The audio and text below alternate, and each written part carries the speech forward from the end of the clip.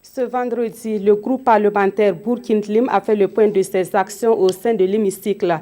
C'était au cours d'une conférence de presse que ce groupe parlementaire a animé à Ouagadougou. Une occasion pour ce groupe de se prononcer sur la vie sociopolitique actuelle au Burkina Faso. Et sur ce point, le groupe s'est prononcé sur la préparation de la conférence nationale des insurgés initiée par la coalition ZEF 2015. Plus de précisions avec Mokhtar Ouedraogo et Nyarkiteda. Le bilan de la participation du groupe parlementaire Bourkinlim à la première session ordinaire de l'année 2016 et de la session extraordinaire est présenté ici à la presse nationale. Enjeu, informer l'opinion nationale et internationale sur ses activités. En termes de questions posées donc au gouvernement, le groupe Bourkinlim était le premier avec 44% de l'ensemble des questions posées par les différents groupes parlementaires. Le groupe a activement participé à travers donc ces députés qui sont au niveau de la Confib à l'examen donc du projet de loi rectificatif dans lequel il était inscrit l'appurement donc de la dette intérieure. Après plus de 9 mois de collaboration avec le parti au pouvoir, le groupe parlementaire Bourkinlim se dit satisfait.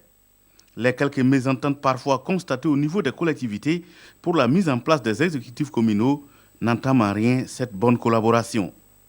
Interpellé sur des questions d'actualité comme celle relative à la conférence nationale des insurgés que prépare la coalition ZEF 2015, le groupe se veut clair. Il ne devrait pas avoir un groupuscule pour quelques intérêts futiles politiques de chercher au moment où tout le monde cherche la paix, la cohésion sociale, l'ancrage institutionnel et démocratique à diviser le peuple burkinabé.